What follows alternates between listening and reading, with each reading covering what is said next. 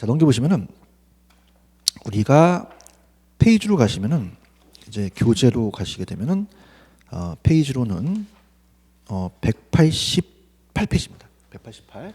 자, 튜닝 이론 살리겠습니다. 자, 왜냐하면 이제 연결이 되는데요.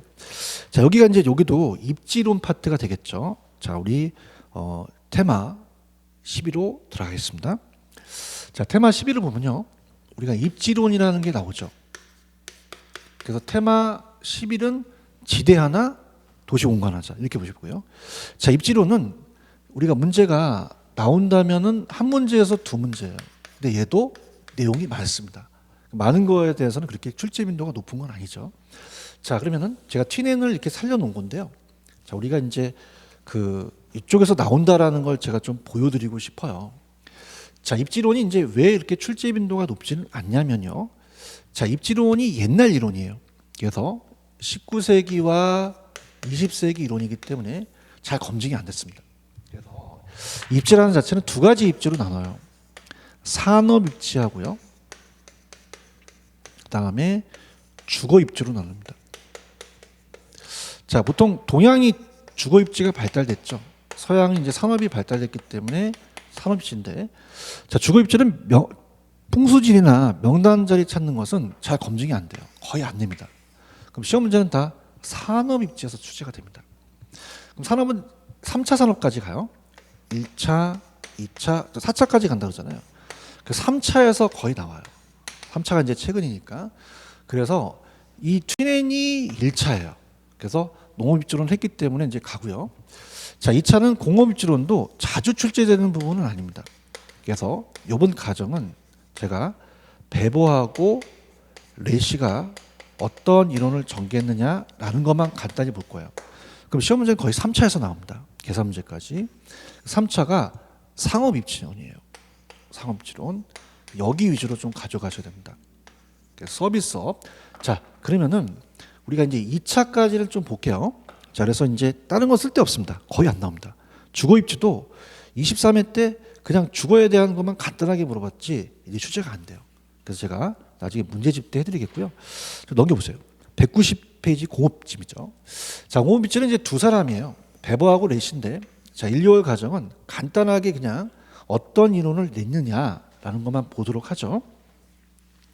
자, 2차니까 이제 두 명이 나오겠죠. 1차니까 한 명이었고요. 자, 그렇다면은 들어갑니다. 공업입지로는 베버하고 레시라는 학자가 있어요. 그러면 공장을 입지하려면요, 일단 내가 총 수익은 많아야 되겠죠. 수익을 주장하는 학자가 있었고, 그 다음에 비용을 주장하는 학자가 있어요. 총 비용. 비용은 최소화시키는 게 좋죠. 그래서 최소 비용 이론이 먼저 나옵니다. 비용을 최소화시키자. 그래서 이렇게 주장하는 학자가 베버입니다. 자, 그럼 베버는요, 공급 입장을 봤어요. 만드는 입장이죠. 그래서 생산 입장에서 봤을 때 비용을 최소화시키자. 자, 그러면 가장 강조한 게 수송비입니다. 왜? 튜닝이 수송비를 강조했으니까 그걸 따온 거예요. 그래서 가장 강조한 건 뭡니까? 그럼 수송비를 가장 강조했어요. 그럼 수송 비용이 최소가 돼야 되는 거죠. 그 다음에 인건비입니다. 자, 인건비라고 나올 수 있고 노동 비용이라고 나올 수 있어요. 그러면 우리가 노동 비용이 작아야 되겠죠.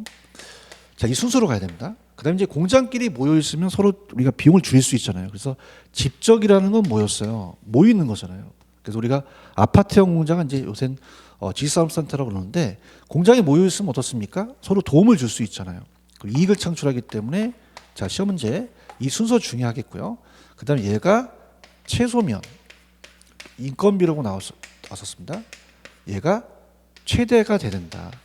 이렇게 우리가 이것만 좀 보시면 되고요. 특히 수송비용이라는 것은 제품하고 원료를 달라요. 그러다 보니까 제품과 원료의 무게와 거리를 봅니다. 그럼 무게도 낮은 게 좋고요. 거리도 가까워야지 수송비를 최소화시킬 수 있다는 거죠. 자, 그럼 체크할게요. 들어갑니다. 자, 양거리 1번 최소 비용, 베버의 최소 비용 이론은 제가 해드리는 것만. 자, 개념에 가시면 베버는 최소 비용이란 생산비가 최소 드는 지점이다. 당연하겠고요. 그 다음에 특징의 맨 밑에 니은에 수송비 임금 집적력이 집적 이익을 얘기를 해요. 수송비를 가장 강조했다. 오른쪽 수송비는 원료 제품 무게, 원료와 수송비의 거리에 결정되죠. 그럼 니을에다가 체크. 자, 이게 나왔어요. 먼저 가장 강조한 게 수송비를 최소화시키고 노동비를 최소화시키고 직접 비용을 줄이고 그 다음에 직접 이익은 극대화시키자는 거죠. 그러니까 최소 운송비, 노동 절약, 직접 이익은 극대화시킨다. 이렇게 나왔다는 거 꼭 기억하시고요. 나머지 거는 이제 제가 나중에 해드리겠고요. 레이시란 학자의 정의만 가겠습니다. 요거. 그래서 1, 6월 달에는 그냥 간단하게 베보의 정의와 레이시의 정의만 알아가시면 됩니다. 들어가 보도록 하죠. 192페이지입니다. 얘가 안 떴다가 31회 때 처음 30회 때 나왔죠. 30회 때 처음 등장했습니다. 자, 수익을 높게 벌어야 돼요. 그러면 수요자가 많은 게 좋죠. 그래서 최대 수요 이론을 주장합니다. 자, 그러면 수요가 많으려면요. 앞으로 시장을 확대시키는 게 좋죠. 그래서 시장 확대 가능성을 얘기하고요. 그럼 돈을 많이 버는 게 낫잖아요.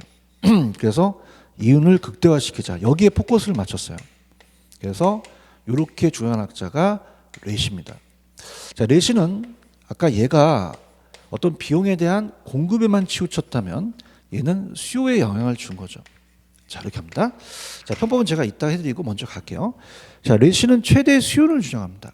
그 베보 이론을 비판했어요. 생산비만 치우치는 게 아니라 우리가 최대 수요를 보자.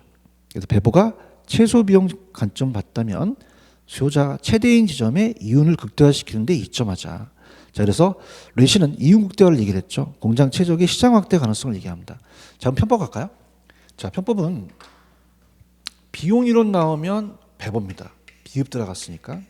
수요 이론 나오면 레시입니다. 이렇게 가세요.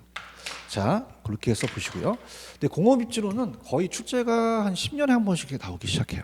그래서 우리가 출제 빈도가 높지 않다는 거 나중에 또 중요한 것만 체크해 드리고요.